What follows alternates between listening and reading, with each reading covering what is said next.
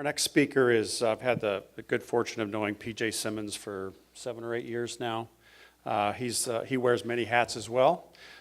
He's the chairman of an organization called Corporate Eco Forum, and Corporate Eco Forum has about 80 to 100 different global companies worth about $73 trillion in assets, and what they really do, they work in quiet. They don't go around calling attention to themselves. But it's because of that they work in pre-competitive environments to really begin to address some of these systemic issues.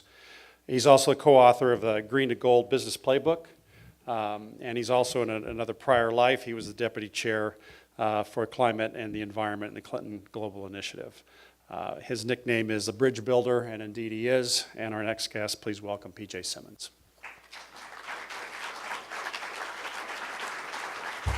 Thank you very much. Thank you, Jeff, for, as always, being so insightful and thought-provoking and for all you do around the world. Thank you, Father McCarthy, for that beautiful meditation on biodiversity and meaning and life. And thank you, Dr. Raven. You're one of my heroes, and it is just such an honor to be here. Thank you so much for the invitation. It can get pretty overwhelming sometimes when you step back, as we were doing here during the summit, to assess just how much we have to do to kind of get things back on track. So I wanted to start by asking all of you, how many of you have occasionally felt a bit overwhelmed, a bit sad? How many of you might be feeling that way a bit right now? Just be honest. And me too. I've certainly had those shares of moments myself. But one of the things that I've found continuing to re-energize me and lift me up is simply by getting new examples of people and organizations, people like you, that are coming together and doing great things and really committed and passionate to try to make a difference. And today I wanted to share with you 10 examples of things happening in the private sector that give me a lot of hope personally, and I think also point to some systems, some sort of bigger shifts that are happening that we can all take some hope from as well. I'm going to breeze through each in the interest of time, and then we can get into more details in the discussion if you'd like.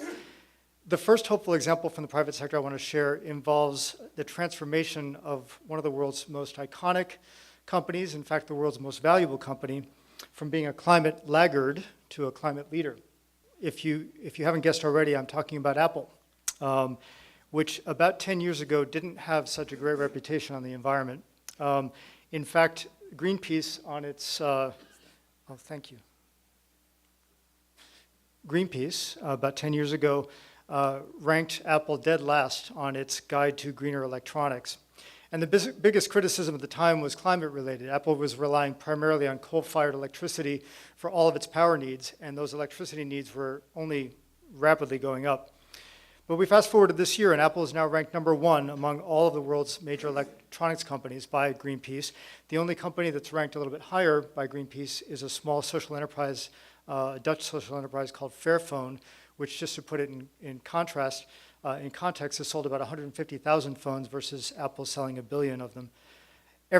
Today, every single one of Apple's stores around the world, every one of its offices, its data centers, all of its facilities in 43 countries, they're all 100% powered by renewable energy. They just announced that a couple of weeks ago. In fact, USA Today has a cover story today about a lot of electronics companies that are driving this push towards renewables. And what's also really exciting is that they're encouraging a lot of their suppliers to do the same thing. 23 of their suppliers have already committed to going 100% renewables, and that number is only going up. Over the last couple of years, Apple has also issued $2.5 billion worth of green bonds to fund a lot of climate-friendly investments that it's making. And it also did that because it wanted to make a statement to the rest of the world that, in fact, Apple and a lot of U.S. businesses are deeply committed to the goals of the Paris Agreement after the announcement by the Trump administration that we were intending to pull out of that agreement. And just 2 weeks ago, on April 4th, Apple became the first company to submit public comments to the EPA regarding the repeal of the Clean Power Plan, which, for those of you that follow U.S. politics and the role of business, you know how this kind of vocal leadership on policy is pretty rare, and it's very significant when it happens. One of the things I find most exciting about this example, though, is that it's not the only one. There's a lot of companies that are kind of doing this kind of climate turnaround. And if you look back to 10 years ago, when we started the Corporate Eco Forum, there was still a predominant view in a lot of C-suites around these large companies that sustainability and climate change were kind of feel-good things, and they've moved into the realm of must-do things if companies want to thrive and even survive in the coming decades. Which leads me to my second example, another iconic company that's undergone some serious soul-searching in this regard, and that's McDonald's. And the person at the helm of its climate strategy is a woman by the name of Francesca Di Biasi.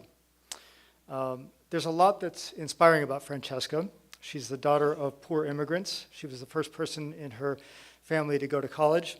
And she's really passionate about making a difference on climate and sustainability. But I'm including her on this list for another reason.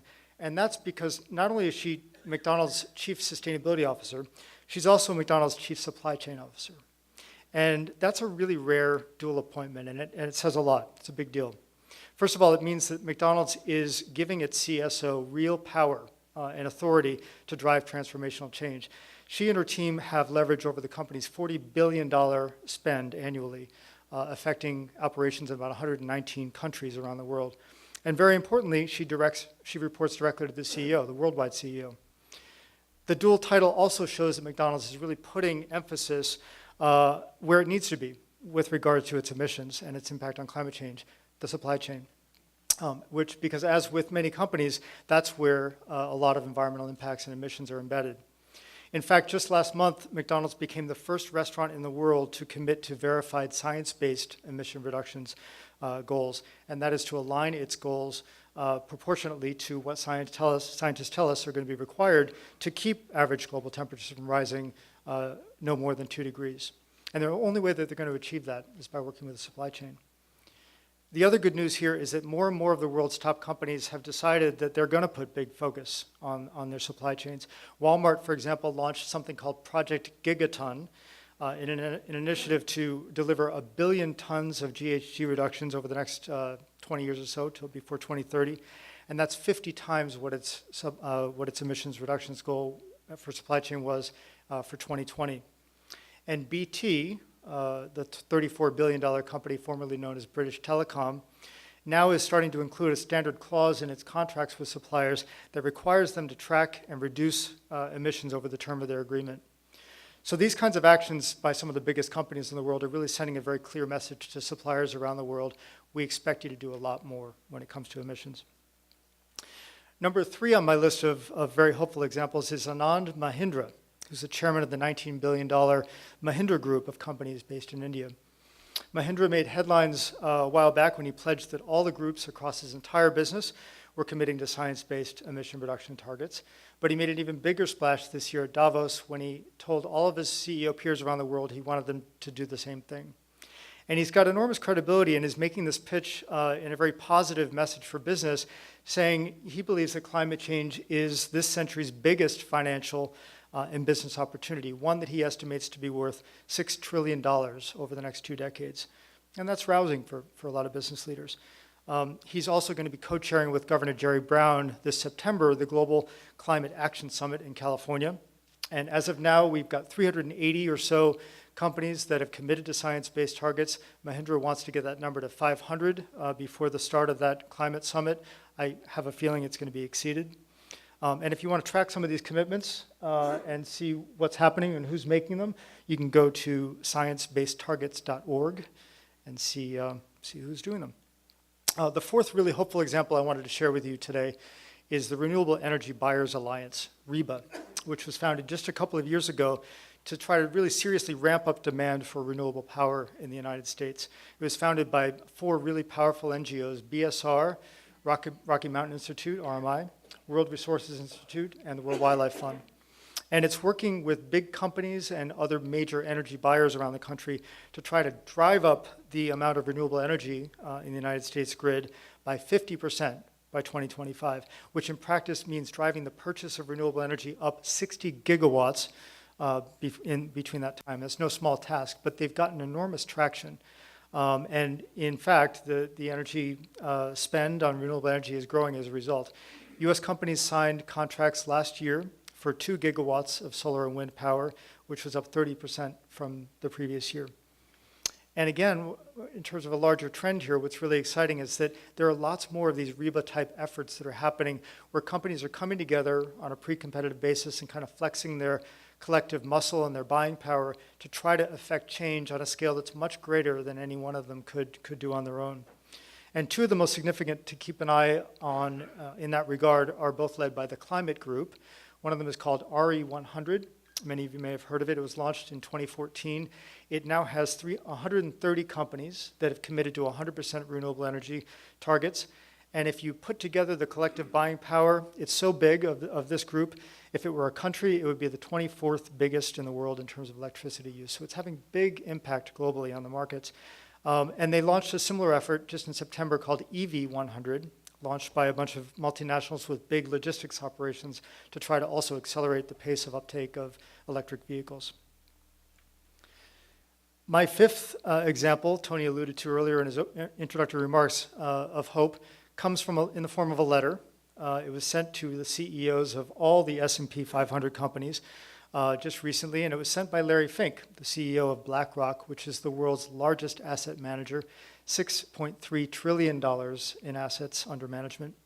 And the letter was really a wake-up call to a lot of senior executives at companies, putting them on notice that, in fact, investors are paying attention to what they're doing on climate change and also what they're doing around ESG factors, environment, social, and governance factors, because they understand now that these have financial implications, real implications potentially on the bottom lines of these companies. And this is really significant because for far too long, investors have kind of grouped these things in the realm of non-financial matters, meaning they're sort of soft and fuzzy, they don't really have an impact on the bottom line.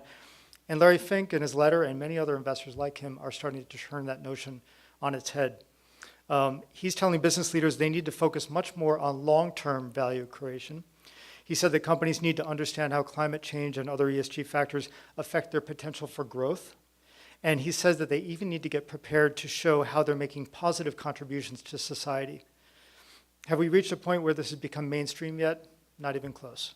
But I do think that we're moving very quickly towards a tipping point where companies' performance on climate change, as well as their performance on other ESG factors, are going to be routinely assessed by investors, along with a lot of other traditional financial metrics. How many of you have heard of number 6 on my list, the TCFD? Not a one. I was going to ask that person who raised their hand, and do you know what it stands for?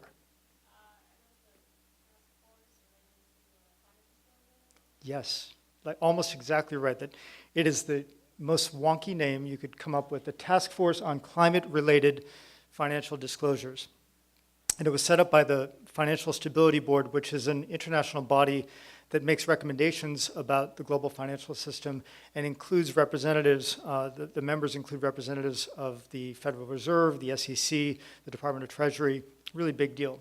And despite that wonky name, the TCFD is really becoming a game changer in terms of how companies are going to be disclosing the kinds of climate-related risks that Larry Fink was talking about in his letter.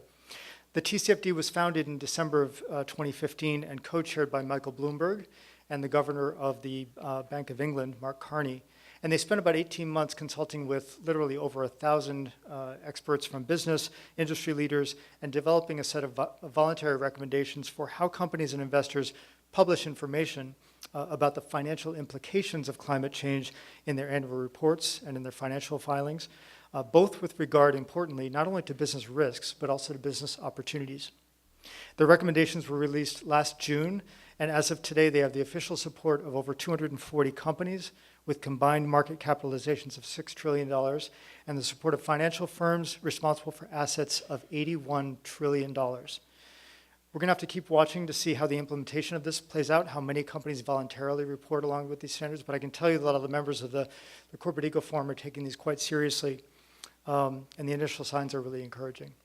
On a related note, I encourage you all to take take an eye out for the work of another initiative along these lines called Climate Action 100+, which was launched in December 2017. It's a 5-year initiative that's identified 100 of the world's largest emitting companies and it's working to push them to do more in terms of their management and disclosure of climate risks. And it now has the support of 250 investors with $28 trillion worth of management under assets under management. And they're planning on publishing a report annually to sort of report on how companies are responding to this. They've listed the 100 companies that they're targeting on their website, so you can just go to their website and read all about that. The seventh hopeful example on my list from the private sector is a big company that has a big presence now here in St. Louis. IKEA, as many of you know, has been proactive on climate change since back to the early 1990s or so. But it really took things to a whole nother level about 8 years ago when it made a big hire for its Chief Sustainability Officer position. It recruited Steve Howard, who at the time was the CEO of the Climate Group, which is a group that he co-founded.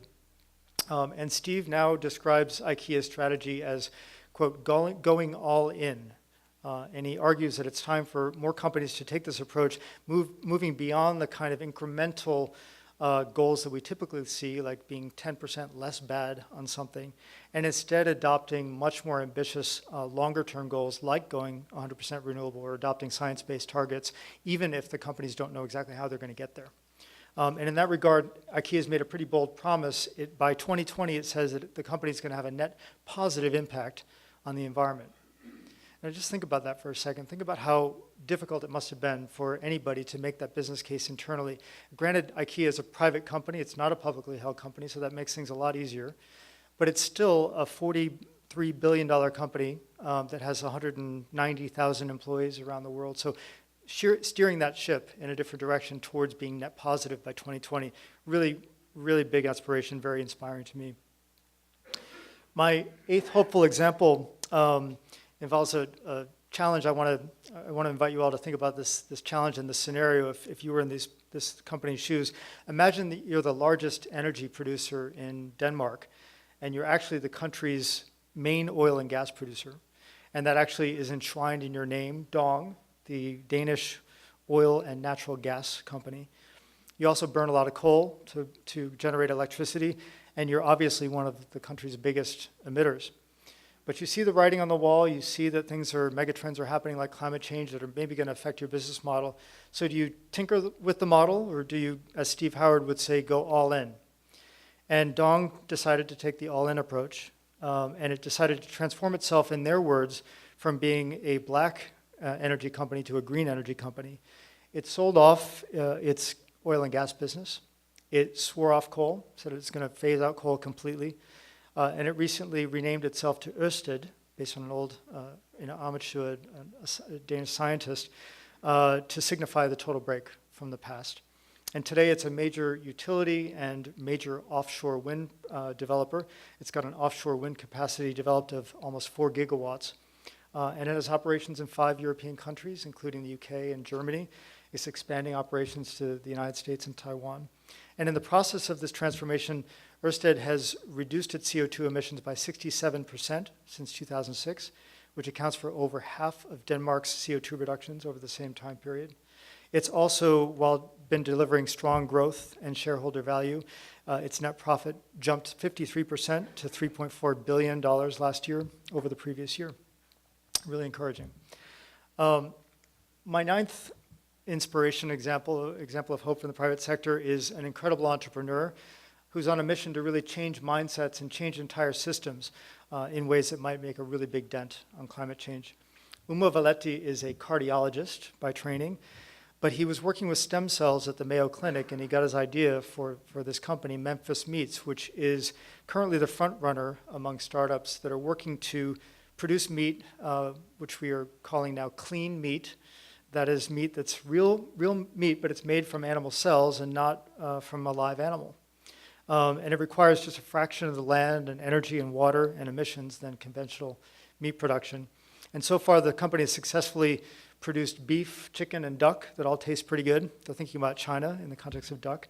And their investors include Bill Gates, Richard Branson, and very importantly, Cargill and Tyson Foods.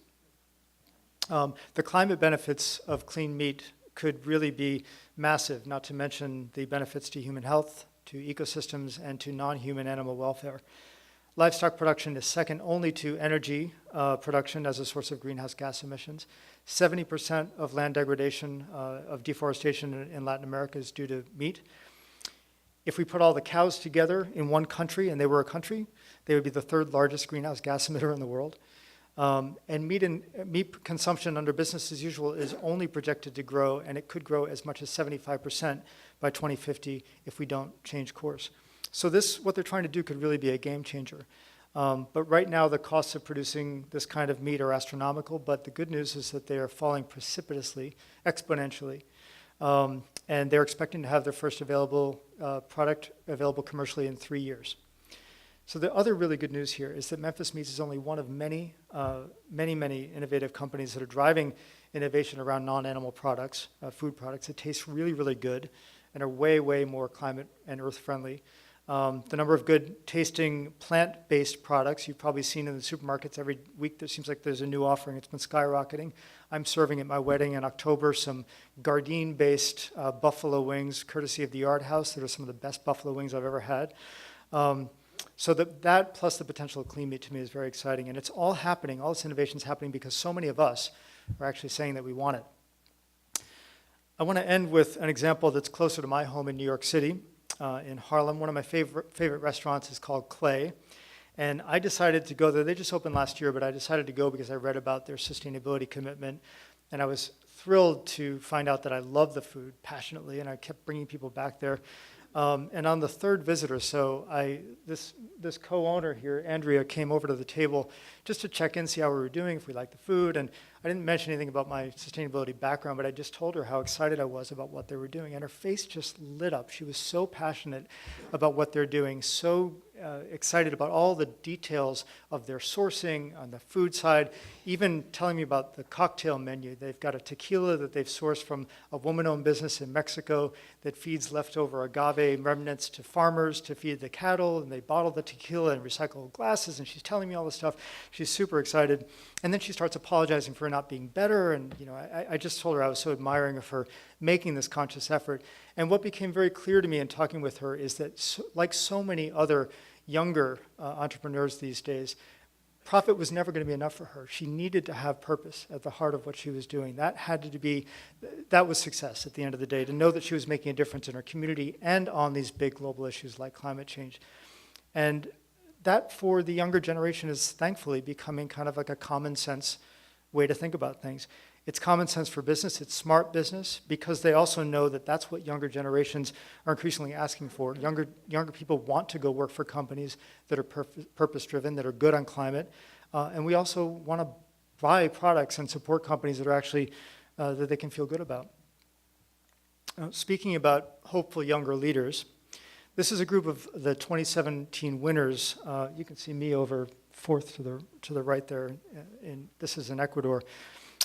Group of winners selected from the CEF member companies. We have a special leadership development program that we sponsor every year. We take these young, aspiring, promising, high promise leaders to different parts of the world in inspiring settings with inspiring leaders. And these are really super talented, bright people that are driving a lot of the climate strategies at big companies like HP and Amazon, Bank of America, the utility NRG. I mean, this is the face of what people in business that are driving a lot of stuff look like. They're just like you and me, and they care about the stuff. And I was lucky to be with them for a week and hike with them and have margaritas with them and talk about the excitement that we feel about what each other is doing, but also the challenge of knowing that there's this huge gap between where we'd like to be and where we are today. And one of the folks in our group shared a story that really helped a lot of us, and I hope it helps some of you as well when you're thinking about these moments and you get in these moments of feeling overwhelmed and despair. And the story is from the late Donella Meadows, known as Dana by her friends. I didn't know her, but reading about her, seeing her speeches, I feel like I knew her. If you haven't heard about her, I urge you to Google and learn more about her. Great systems thinker. And she used to write a newspaper column, and one week a reader named Matt wrote in, and he had a 6-year-old son. And he said he wanted advice for how to pull himself out of sadness when he thought about the son, the planet that his son was going to inherit. And pull himself out of these moments where he wanted to feel inaction. And so many of us feel that way, right? I mean, it happens a lot when you know as much as we know and how much there is to be done. And Dana admitted herself that there were a lot of days where she just kind of thought, maybe she should just hang up the towel and go back and farm, because that's what she loved to do, tend to her garden. But on such occasions, she found it helpful to conjure up the image of a thick rubber band stretched really tight between two hands. And her idea was to imagine that the lower hand represented reality, the state of the world right now, and the upper hand, where you're holding onto that rubber band tightly, represents utopia, the world that we imagine could be. And she said, after holding that tension, if you imagine holding it for a few minutes, your arm's starting to get really tired, it's getting uncomfortable, you just want to let go. And if you let go of the upper part of the rubber band, you snap down, it feels better for a while. Now you're grounded in reality. But at the same time, you're giving up on your dreams, and your life may lack direction, it may lack purpose. Alternatively, if you're holding it and you just let the bottom go and you're dangling up here, you have decided you're going to live in a dream world in her mind, and now you're a Pollyanna, sort of untethered to reality and unconvincing to others because you're not grounded in the facts. So the only alternative, she said, is to bear the tension. And she wrote the following: hold on tight, firmly in touch with reality, unshakably committed to your highest dreams. Feel the pain, summon the strength over and over to endure it. Stop to rest if you need to, but pick up both ends again. Only out of an acceptance of the world's terrible pain and its wonderful possibilities can you anchor your upper hand to vision and discover ways to bring your lower hand, the reality closest to you, slowly up towards that vision, slowly. Your anguish, sometimes so unbearable, is in fact the force through which you can help the world come a little closer to being all that it can be. So may we all draw inspiration from Dana Meadows' pragmatically hopeful spirit and continue to lift ourselves up, lift up other people when they're down, and do our part to try to make a difference. Thank you very much.